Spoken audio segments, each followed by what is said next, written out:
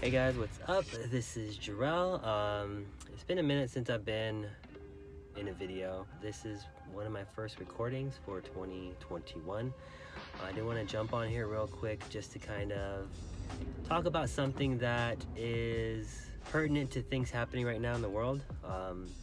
I don't get into a lot of my dreams or dream interpretation on my channel, but I do have a lot of dreams, and I believe that God shows me things through them. It's not like a complete prophetic thing where I'm just speaking into people's lives. It's usually personal application to things that's going on for me or for my family. This one is one that I feel like is global and does have to do with a lot of stuff that's going on right now in the world, in this country of America especially. And this dream was from April 7th, 2019.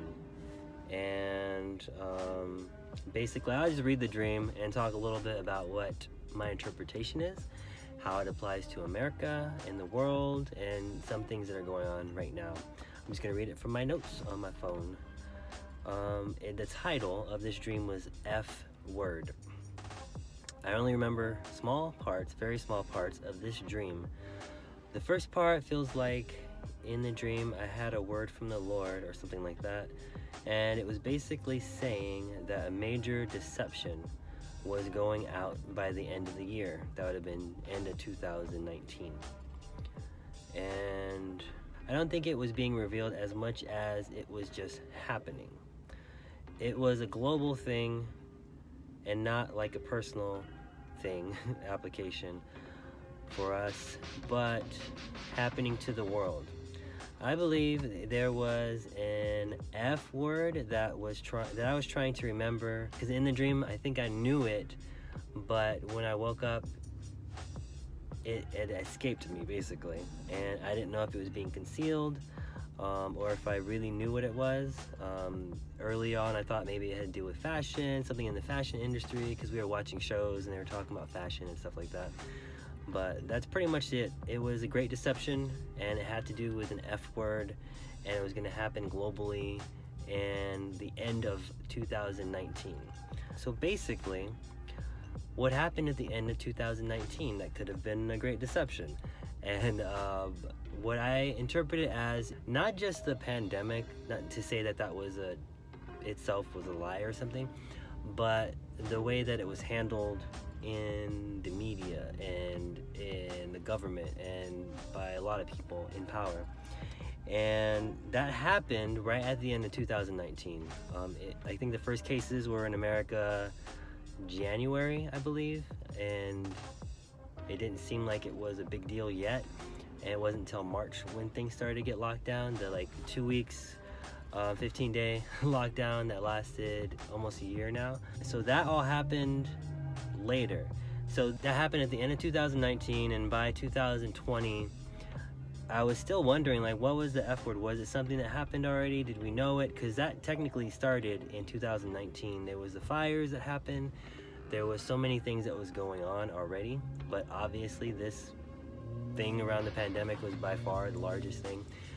So it led me to believe that the Great Deception was about things in the media like that, and specifically the pandemic. But also there have been a lot of things in regards to the election and things that even today is the 6th of January, and there's literally riots happening in DC, people storming the Capitol, election votes being still debated, and just a lot of things that are going on.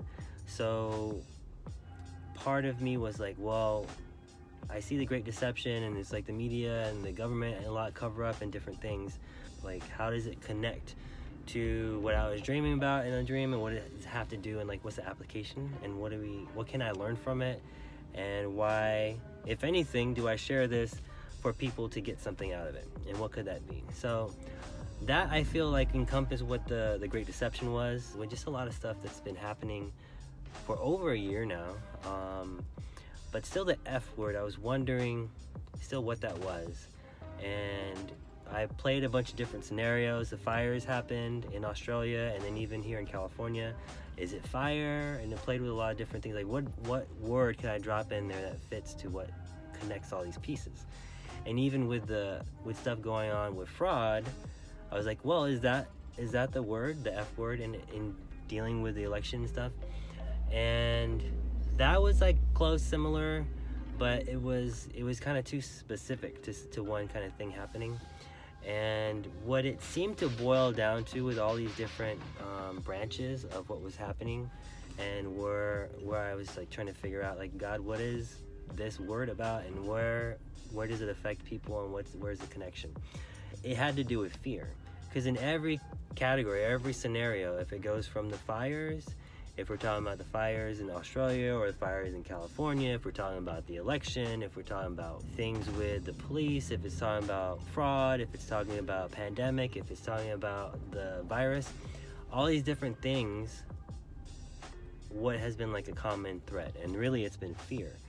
People trying to incite fear, the enemy trying to incite fear, the whole thing. Like I did, like the last video, one of the last videos I did was like early on in the pandemic. It was about like what to hold on to when the world is shaking, basically, and like people were freaking out. It was early on in the pandemic, and a lot of things were happening, and it was about Hebrews 12, and really talking about like holding on to God, because everything in the world is shakeable, and it will be shaken.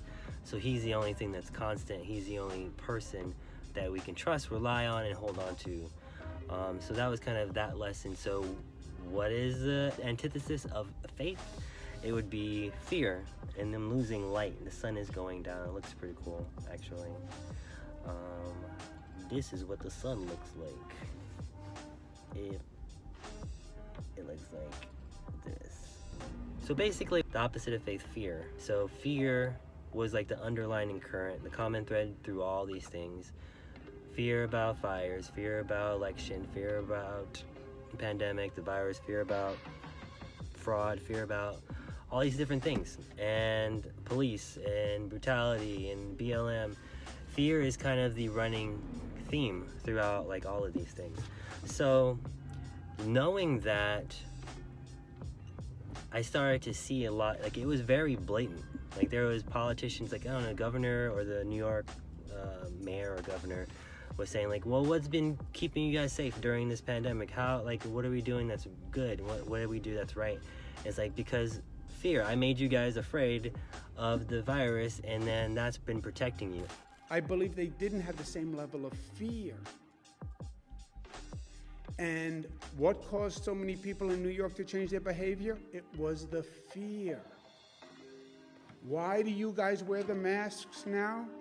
Oh, because you said we have to, there's a law that says. No, you wear the masks because you're afraid of COVID. And it's just a lot of fear. And we know the enemy works off of fear, and we're just seeing it like blatantly, like right in front of our faces today, like right now. So I just wanted to share that brief word. Hopefully you guys get something out of it. Definitely take it to the Lord. Definitely pray about it. With words like this, there's a personal application. Even if it's a global or general word, there are certain details, I think, that would apply just to you and your situation. So definitely pray about it, seek the Lord. I think an overall kind of thing, a takeaway for me, is that we're not given the spirit of fear, but of a sound mind. And we definitely need to be faithful. We definitely need to be strong and courageous in this time. And fear doesn't help anybody, and it doesn't do any of those things. It's kind of useless. It's a counterproductive thing. It doesn't help in any way. Fear is not going to be a helpful thing through anybody going through what we're all facing, what we face really in 2020, and what we're going to face in 2021. So take it to God. Pray about it.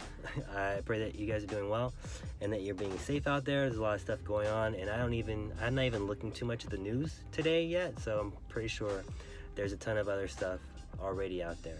So thank you guys. Hope you guys have a blessed day and are being blessed. And thank you, Petra, for being so quiet back there. My daughter's in the back seat. We're just doing an impromptu thing. All right, you guys. Talk to you later. Stay well. Be blessed. God loves you.